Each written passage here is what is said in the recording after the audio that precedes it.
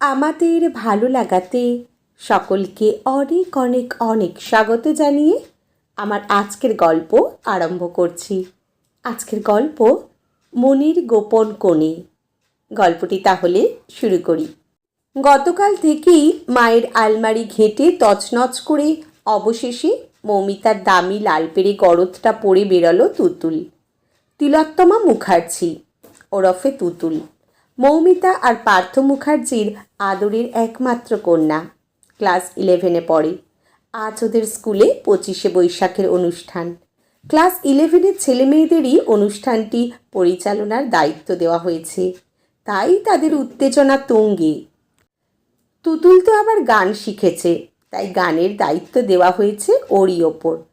একবার মৌমিতা ইয়ার্কি করে যেতে চাইল তুতুলের সঙ্গে, কিন্তু আজ তার ইচ্ছে নেই মাকে তার সঙ্গে নিয়ে যাওয়ার। কত রকমের বাহানা করতে লাগলো মেয়ে। সবই বোঝে মৌমিতা। এই সময়টা যে ও পার করে এসেছে একদিন। অনেক জেদ করে মায়ের নীল কাঞ্জিভরম শাড়িটা পরেছিল মৌমিতা। সেদিন ওদের স্কুলে মাধ্যমিকের ফেয়ারওয়েল ছিল। মৌমিতা সেবারে মাধ্যমিক দিত। ছেলেরা পরেছিল নীল পাঞ্জাবি আর মেয়েরা নীল শাড়ি। মায়ের আলমারি ঘেঁটে ওই নীল শাড়িটাই পছন্দ হয়েছিল, কিন্তু অত দামি শাড়িটা মা তাকে পরতে দিতে চাননি। কোথায় ছিঁড়ে ফাটিয়ে নিয়ে আসবে? শাড়ি পরার অভ্যাস তো ছিল না। অবশেষে মেয়ের জেদের কাছে হার মেনে মা দিয়েছিলেন শাড়িটা পরতে। আর সেই শাড়িতে মৌমিতাকে দেখতেও লাগছিল ভীষণ মিষ্টি। একদল নীল পরি যেন স্কুল চত্বরে এদিক সেদিক উড়ে বেড়াচ্ছিল।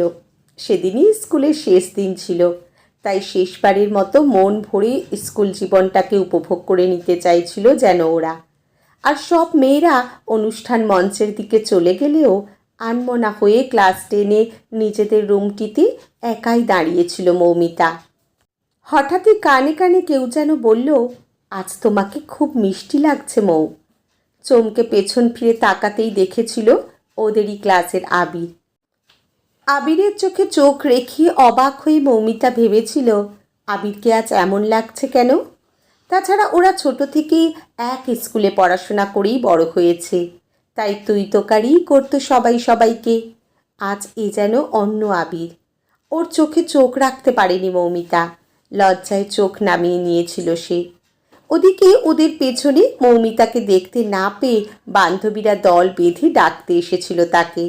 তাড়াতাড়ি ক্লাসরুম থেকে বেরোতে বেরোতে আবির বলেছিল, খুব ভালোবাসি তোমায়, অপেক্ষা করো আমার জন্য। এখনও মৌমিতার কানে বাজে সেই কথাগুলি। তারপর সময়ের তালে দুজনের জীবনের চাকা দুদিকে ঘুরেছে। আবিরের জন্য অপেক্ষা করেনি মৌমিতা, বা জীবনটা হয়তো তাকে অপেক্ষার সুযোগই দেয়নি।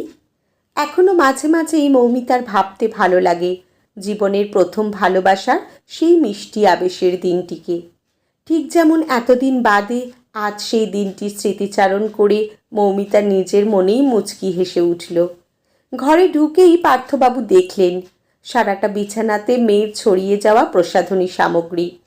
অন্যমনস্ক হাতে সেগুলো গোছাতে গোছাতে মৌমিতা একা একাই হাসছে। কি হলো, ভাত দেবে না মৌ? অফিসে দেরি হয়ে যাবে তো, আর একা একা বসে হাসছো কেন? আর বলো না তোমার মেয়ের কথা। আমি ওর সঙ্গে যেতে চেয়েছিলাম, তাই মেয়ে চিন্তায় পড়ে গেছিল।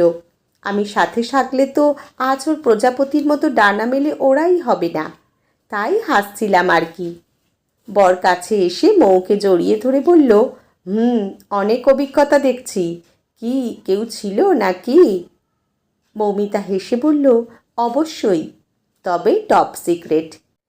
কিছু কথা মনের গোপন কোণে থাকাই ভালো। আজকের গল্প এখানেই সমাপ্ত। কলমে সুপর্ণা ঝা, পাঠে জয়তী। ধন্যবাদ।